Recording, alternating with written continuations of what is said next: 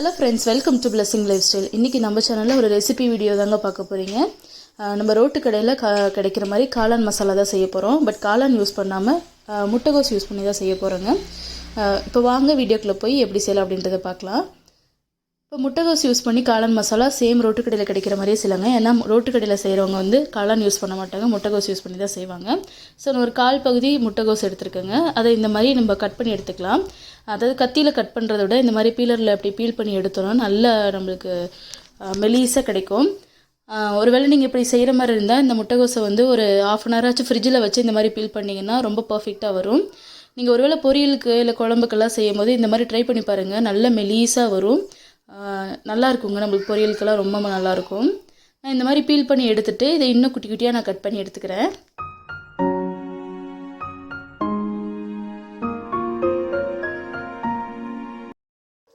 இப்போ இந்த மாதிரி நல்லா பொடி பொடியாக கட் பண்ணி எடுத்துக்கலாம். இப்போ கட் பண்ண முட்டைகோஸை ஒரு பாத்திரத்தில் சேர்த்துக்கலாங்க. இப்போ இது கூட இந்த முட்டைகோஸ் வந்து 1 கப்பு வருது. இப்போ 1 கப்புக்கு நான் 1/2 கப்பு வந்து மைதா மாவு சேர்த்துருக்கேன்.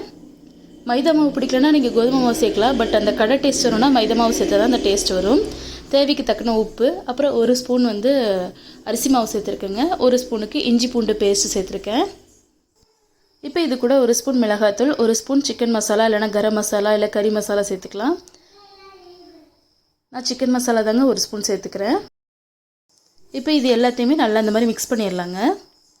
ஏன்னா இந்த கோஸில் வந்து ஈரப்பதம் இருந்துச்சுன்னா இந்த மாவெல்லாம் மிக்ஸ் ஆகிருக்கும். அதுக்கப்புறமா நம்ம தண்ணி சேர்த்து பிசையும் போது கரெக்டாக வரும். அதனால் நல்லா இந்த மாதிரி மிக்ஸ் பண்ணி எடுத்துக்கலாம். இப்போ இந்த மாதிரி மிக்ஸ் பண்ணி எடுத்த பின்னாடி இது கூட கொஞ்சம் கொஞ்சமாக நம்ம தண்ணி சேர்த்துக்கலாங்க. இது தண்ணி சேர்ந்துட்டு பக்கோடா பதத்துக்கு நம்ம பிசைஞ்சு எடுத்துக்கணும். ரொம்ப தண்ணியெல்லாம் பிசையக்கூடாதுங்க. நம்ம வெங்காய பக்கோடாலாம் போட்டால் எந்த அளவுக்கு நம்ம பிசைஞ்சுக்குவோமோ அந்த மாதிரி பிசைஞ்சிக்கலாம். இப்படி எடுத்து போட்டால் உதிர்ந்து வர மாதிரி இருந்துச்சுன்னா கரெக்டாக இருக்குங்க. இப்போ எண்ணெய் காய வச்சு இதெல்லாமே நம்ம பொரிச்சு எடுத்துக்கலாம். கொஞ்சம் சின்ன சின்னதாக அப்படி போட்டு பொரிச்சு எடுத்துக்கலாங்க. இது ரொம்ப நேரம் வேகிறதுக்கெல்லாம் ரொம்ப நேரம் எடுத்துக்காதுங்க. ஒரு மீடியம் ஃப்ளேம்லேயே வச்சு வேக வைங்க. இல்லைனா கருகிடுச்சுன்னா டேஸ்ட் அப்படியே மாறிடும். மீடியம் ஃப்ளேமில் வச்சிங்கன்னா 1 நிமிஷத்துலேருந்து 2 நிமிஷத்தில் வெந்துடும்.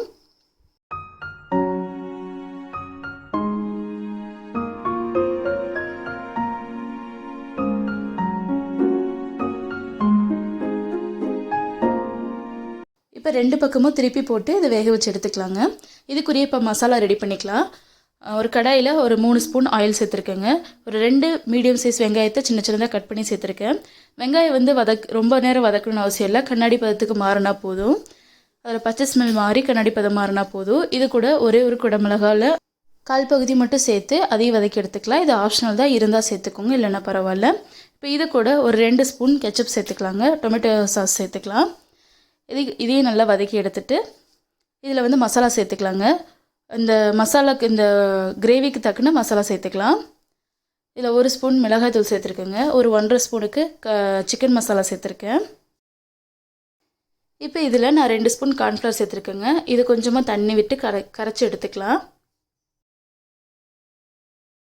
இப்போ இந்த கிரேவிலையும் கொஞ்சமாக தண்ணி ஊற்றிக்கலாங்க. நம்மளுக்கு கிரேவி தேவையான அளவுக்கு கொஞ்சம் தண்ணி ஊற்றி இதை கொதிக்க வச்சுக்கலாம்.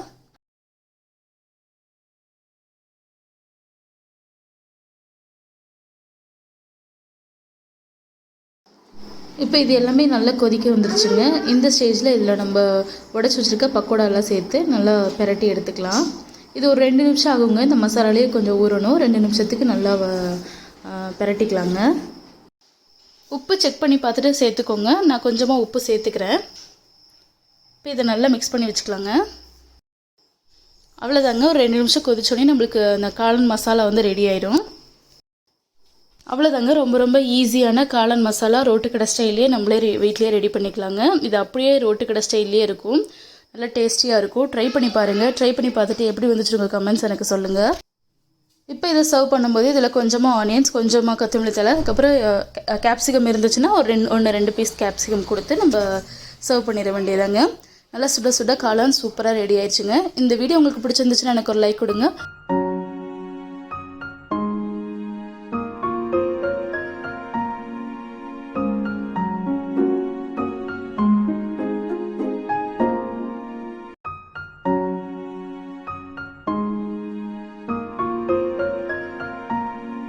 இப்போ வீட்டில் எல்லாருக்கும் போட்டு கொடுத்துர்லாங்க. பிள்ளைங்களுக்கு மட்டும் நான் ஆனியன்ஸ் எல்லாம் போடல, ஹஸ்பண்டுக்கு மட்டும் எல்லாமே போட்டு கொடுத்துருக்கேன். சரி, அவங்க என்ஜாய் பண்ணி சாப்பிட்றாங்க.